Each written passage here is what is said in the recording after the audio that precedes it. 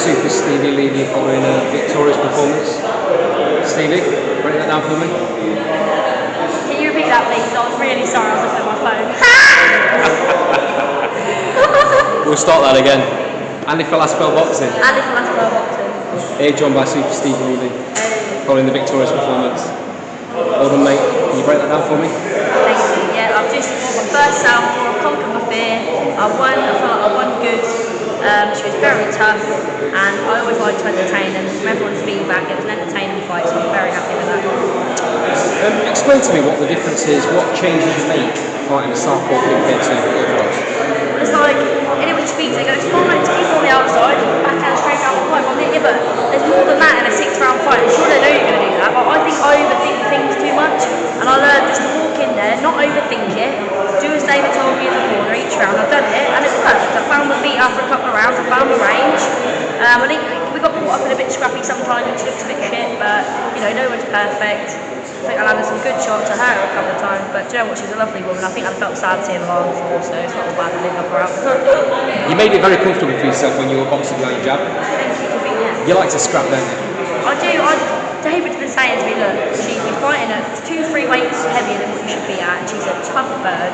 So I've seen her fight, she's very tough. Do not get caught in a scrap, just box. And I'm thinking, yeah, but I'm tough. I want to have a scrap. I'm like, I'm not going to listen to him, I'm just going to have a scrap. But of course, no, he's had the experience, he's boxed himself. It makes a lot of difference having someone, you know, with experience, not just what they think is right. And I listened to him, and it worked.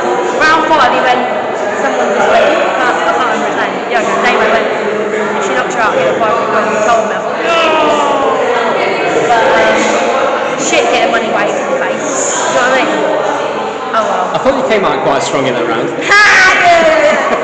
Oh, I need to man up, because I look at that woman and I think, you're a single mum, you're a nice woman, I like you. And then you've suddenly got to try and hurt her. And I just, when it comes to that fight, when you're fighting someone who's a little bit cocky and they've spoke a bit of shit about you, I'll be like, yes, I'm going to fucking hurt you. Oh, there'll be a different me then, trust me.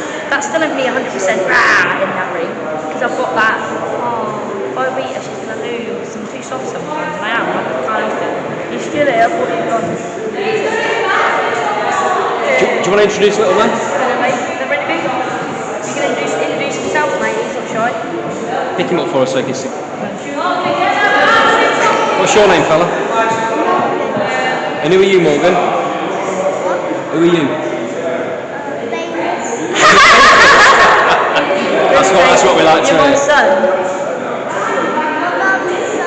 You're my mum's son. Do you come to all the shows? You now, didn't you, babe? God, he's well, Evie. Good lad. Shout out to YouTube, shout out to your friends. Shout out to YouTube. Mate, you're right, Evie, now, boy. Yeah. Yeah. I must put him down. You eat a lot, you're a good boy, strong, you mate. Footballer, boxer. Just a little bit on your coach, Dave. Yeah. There was a couple of rounds in there where it was getting a bit scrappy, like you said. You go back to the corner, don't know what Dave says to you, but you're laughing and you're joking and it's chilled. Yeah. Does that refocus you for the next round? Yeah, because sometimes I get panicky in the corner and like that, but he was saying, right, you're doing good. He was asking me, how are you? Are you okay? And I'm like, yeah, I'm good. I feel good, I'm enjoying it. And he's like, good. And then he gives you instructions. And then I'm suddenly like, I am enjoying it. Yeah, I am. And I'm relaxed. And I'm smiling. And he's not a hard man to please, but he's very blunt and honest. Yeah. You know, he won't, I feel like he's just like his dad really. Like, there can be 10 positives and he'll pick the negative out, which is good because you want to improve. You want to hear that what you're doing wrong. He's doing that funny face, that's so funny. So I'm seeing David now. But sometimes you want a bit of praise. So when he's saying you're doing really well, oh, you're doing good like that, it's like he fucking means that. Yeah. He don't bullshit. Some people will say you're doing good just to reassure you.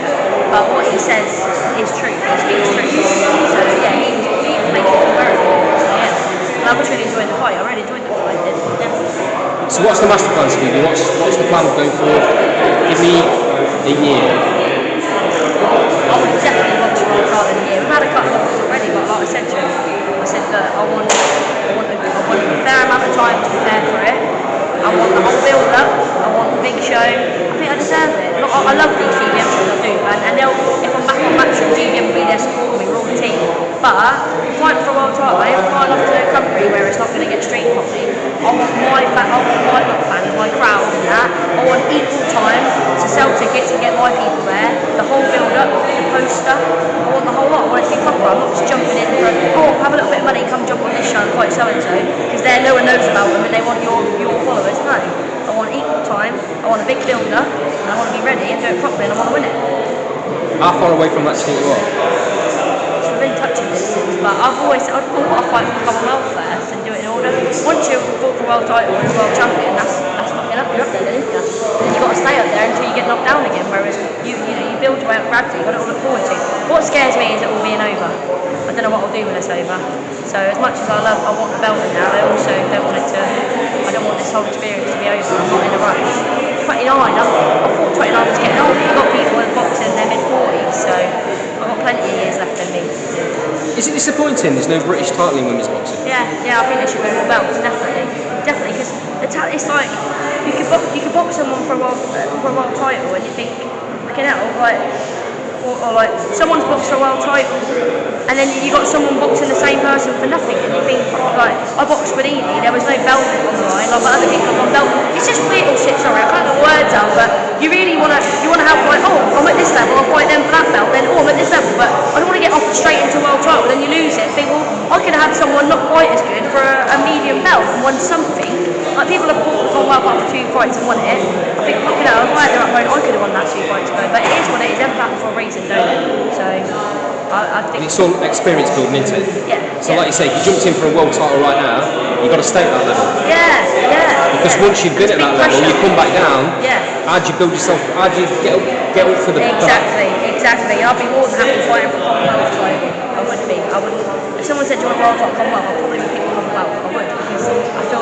But the thing is, though, the opponent's probably there's not much difference in opponents. I'd rather take someone medium for a Commonwealth and then fight someone beast for a world title. But you can fight someone who's a beast for the Commonwealth and someone who's medium for a world. It's a bit all over the place, really. But I think now there's more and more girls. It is probably going to filter in order of goodness, isn't it? If that makes sense. Yeah, I'm hoping I'm getting up. I sense. hope so. I'm getting up there. I feel like because I get a lot of people.